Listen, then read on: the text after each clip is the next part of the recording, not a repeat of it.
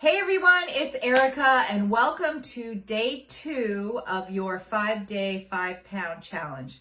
I hope you're doing awesome today.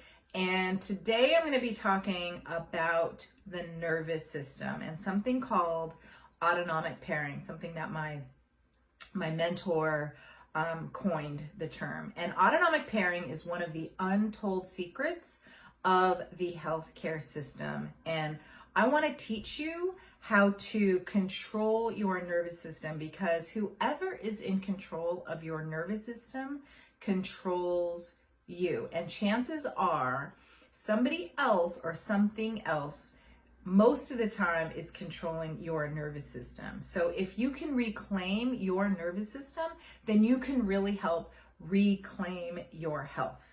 So let's talk about your beliefs and your values. So most of those, I would say the majority of those were formed between the age of 0 and 8. So think about what you were doing during that time. How was your household? What did you do? What were your beliefs in your household? What was your money mindset? What was your health mindset? What was going on? What was your perspective of the world at that time? And what were you watching on television? Because think about when you are trying to talk to a child who is watching television, or an adult for that matter. If you're trying to talk to a child that is playing a video game or on a computer, social media, playing a game, whatever, it's really hard to draw the attention away from that screen. And you know, they don't call it programming for a reason. I mean, they call it programming for a reason. So at an early age, our nervous system is programmed, and those certain beliefs and values carry on through our life, and certain words, situations, smells, foods, sights can really trigger things that were, instilled in us at an early age. And so the nervous system is really important, and pairing it is important. So what do I mean by that? So take detoxification, for instance. If you've done a detox, a lot of you in this group have probably done a detox before or have heard of a detox. When your body is performing this detoxification process, about 50% of blood flow is going to those organs. So it's going to your liver, your kidneys, your gallbladder, your lymph system to help get rid of these toxins in your body. But when we are in a state of stress, so that fight or flight, that sympathetic dominant response, then that blood flow is going to decrease to 5%. So we're going from 50% to 5% of the blood flow going to the detoxification organs. And as you can imagine, that body system isn't going to be performing very well. So that is an improper pairing of the nervous system and that detoxification system. Take the gastrointestinal system, for instance. If we are in a fight or flight response, if we are chronically stressed, if we're not focusing on what we're eating while we're eating it, then that blood flow is going to decrease 80% away from our digestive system. And as you can imagine, our digestive system isn't going to be doing very well with a lack of 80% of blood flow. So that's what I mean by autonomic pairing. So when this information is coming into your brain, you need to be able to process it correctly. And that's, again, where a lot of our from our past comes into play. So when we process this information coming into our brain, it goes to a part of our brain called the limbic system. And, and the limbic system, a lot of times just unconsciously triggers certain things in us because of those values and beliefs that are already within the part of our brain. So that part of our brain is processing it in a certain way, and oftentimes it is triggering that fight or flight response. So this immediate response, that triggers blood flow away from our digestive system or detoxification system, often is unconscious. So that's why our past experiences play such an important role and such a big part in how our nervous system is functioning. And that's why we really need to focus on it. So we go into this survival mode. So it makes sense.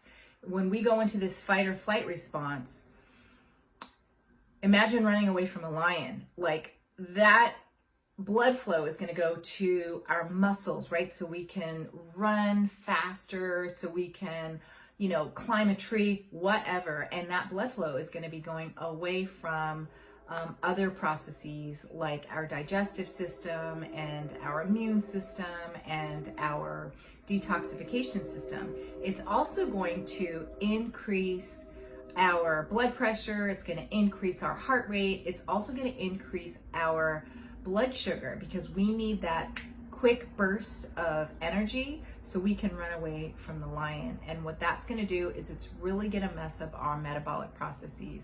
So we need to really regain control of this fight or flight response. And so you can do deep breathing. I talk about this with my patients all the time.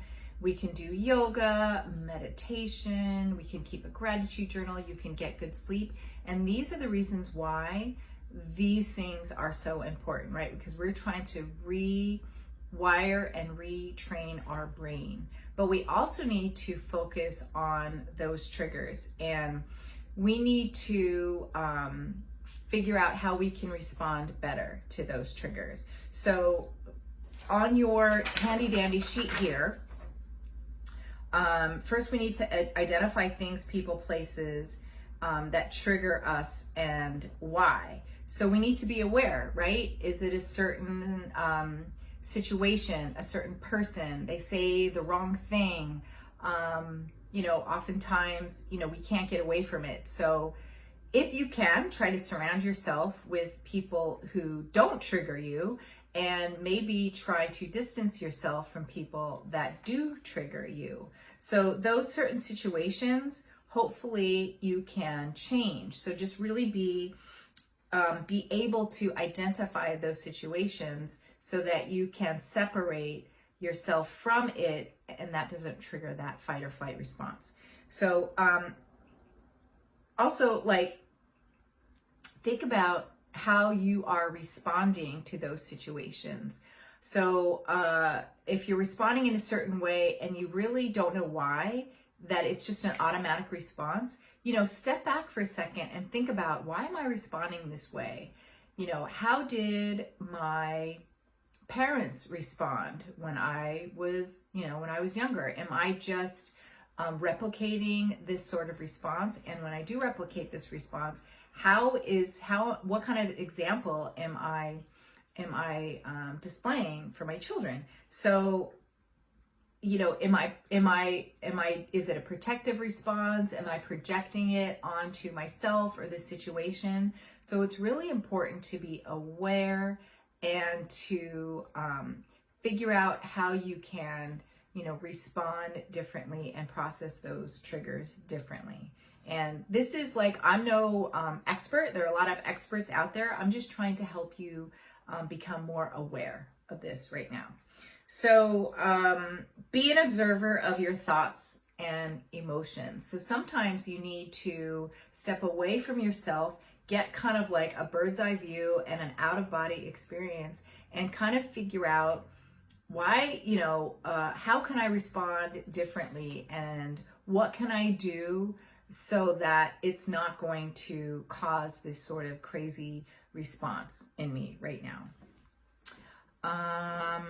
And then you want to pair your nervous system with your current task.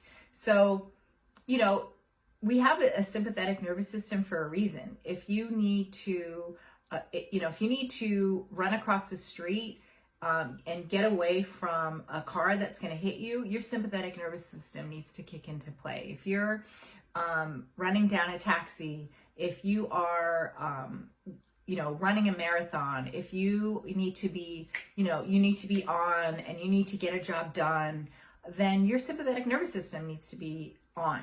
But the problem is that it's on all the time. So if you need to be more creative in your thinking, if you need to, be present and relaxed to be with your family, if you need to meditate, a lot of times it's hard to separate from that fight or flight response. So we don't want that fight or flight response on all the time. So we need to find out ways to make sure that we pair our nervous system with the tasks that we need to be doing. So that means to be present, to be in the present moment, because if we're not in the present moment, then we're living in the past or we're living in the future. And that makes it really difficult to be dealing with the task at hand, right? That kicks in our sympathetic response. And a lot of times if you're happy about something in the past, you're excited about something in the future, that could be really good. But a lot of times that future might be causing us anxiety. We might be anxious about, I was anxious about my daughter going to college. You might be anxious about a job interview, something like that. That in the future isn't going to serve us in the present moment. So you want to try to be present in your present moment. And that's going to help with your stress response. And you want to, this last one's going to be really important. So I call it the 5 C's. You want to be present when you're eating. So we talked about the digestive process before. And this choose, chew, chill, cherish, and check is all about being present when you are eating. So that's going to help that digestive process do what it's supposed to be doing, right? You don't want to be decreasing your digestive processes by 80%.